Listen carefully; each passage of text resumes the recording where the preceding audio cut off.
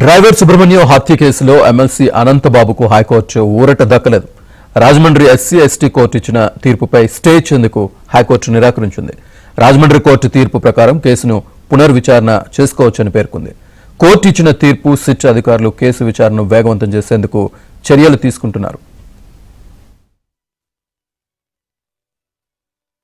High court ఇచ్చిన తీర్పు వల్లే సుబ్రహ్మణ్యం కుటుంబానికి న్యాయం జరుగుతుందన్న న్యాయవాది ముప్పాళ్ల సుబ్బారావు, వైసీపీ ప్రభుత్వంలో రాజకీయ పలుకుబడితో కేసు అనంతబాబుకు అనుకూలంగా మార్చుకున్నారని ఆరోపించారు. కూటమి ప్రభుత్వంలో ఎమ్మెల్సీ అనంతబాబు చట్టం నుంచి తప్పించుకోరని స్పష్టం చేశారు. ఇచ్చే ఆదేశాల ప్రకారం తదుపరి ఏం చేయాలని నిర్ణయించాలి తప్ప ఆ ఆదేశాలు వచ్చే వరకు విచారణ సంస్థలు తమ విచారణని యథావిధిగానే కొనసాగించవచ్చు. కాబట్టి ఎవరు ఇన్వెస్టిగేషన్లో ఎవరు వస్తారు, కొత్త వాళ్ళు ఎవరు వస్తారో ఆ విచారణలో తేలాల్సిన అవసరం ఉంది. ఏదేమైనప్పటికీ కూడాను దేశవ్యాప్తంగానే ఒక సంచలనం కలిగినటువంటి ఒక హత్యగా దీన్ని మనం గుర్తించాలి.